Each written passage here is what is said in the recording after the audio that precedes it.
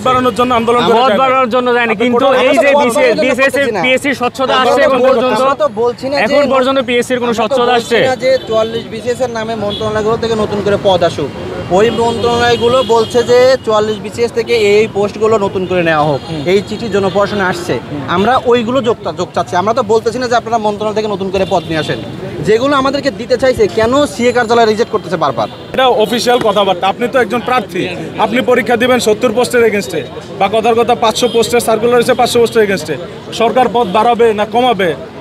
কমাই তো নাই। কমাইলে আপনি বলতে পারেন আমার চান্স কমে গেছে, বাড়ায় নাই কেন, এই জন্য আপনি রাস্তায় নেমে আসছেন, এটা কেমন কথা? প্রতিটা বিসিএসেই প্রথাগতভাবেই প্রতিটা বিসিএসে পদ বৃদ্ধি পায়, কিন্তু আমরা দেখে আসছি যে এই বিসিএসে এখন পর্যন্ত পদ বৃদ্ধির কোনো নিউজ আমরা পাইনি।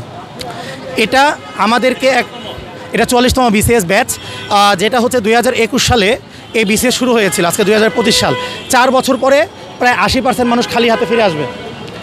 এই যে 80% মানুষ যে খালি হাতে ফিরে আসবে, এটা তো নতুন যে একটা আমরা যে শহীদের মানে একটা 24-এর বাংলায়, এটা তো আমরা মানতে পারবো না, এটা মানা যাবে না।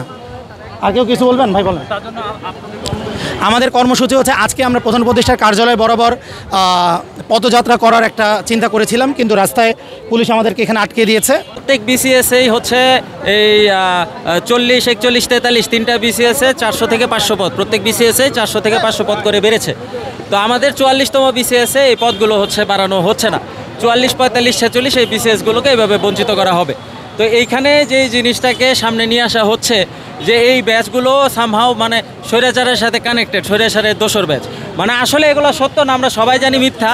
মানে মূলত বঞ্চিত করা হবে, কোনো দুরভিসন্ধি আছে এখানে, কোনো ষড়যন্ত্র আছে, বঞ্চিত করা হবে, একটা ব্যাচকে অস্থিতিশীল করা হবে, অসন্তোষ এদের ভিতরে তৈরি করা হবে, ওইটার জন্য যেন এরা আরও বেশি আশঙ্কার ভেতরে ভোগে, তার কারণে এরকম প্রোপাগান্ডা ছড়ানো হচ্ছে যে তোমরা স্বৈরাচারের দোসর বিধায় তোমাদেরকে বঞ্চিত করা হবে।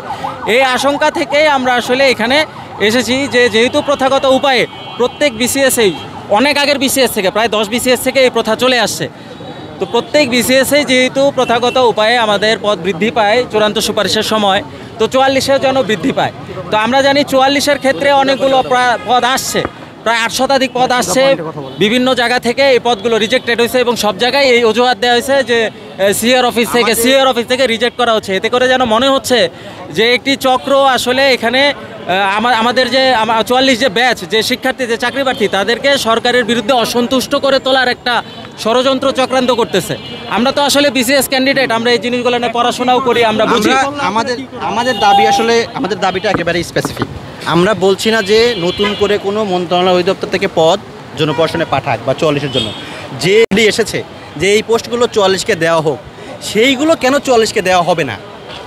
সরকার কিসের দোহাই? আমরা যেহেতু জনপ্রশাসন বারবার বলছে যে সিএ কার্যালয় রিজেক্ট করছে, আমরা সেই জন্য সিএ কার্যালয় অভিমুখে যাচ্ছি, যমুনা অভিমুখে। আমরা তার মুখ থেকে শুনতে চাই, অথবা তার প্রতিনিধির মুখ থেকে শুনতে চাই যে আমাদের দোষটা কোথায়।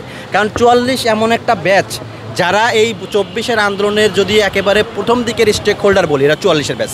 কারণ এখন পুলিশ যেটা আচরণ করছে সেটা বিগত সময়ের আচরণ, যে তাদের কোনো জবাবদিহিতা নাই, তারা কোনো প্রশ্নের উত্তর দিবে না, কিন্তু আমাদেরকে যেতে দেবে না।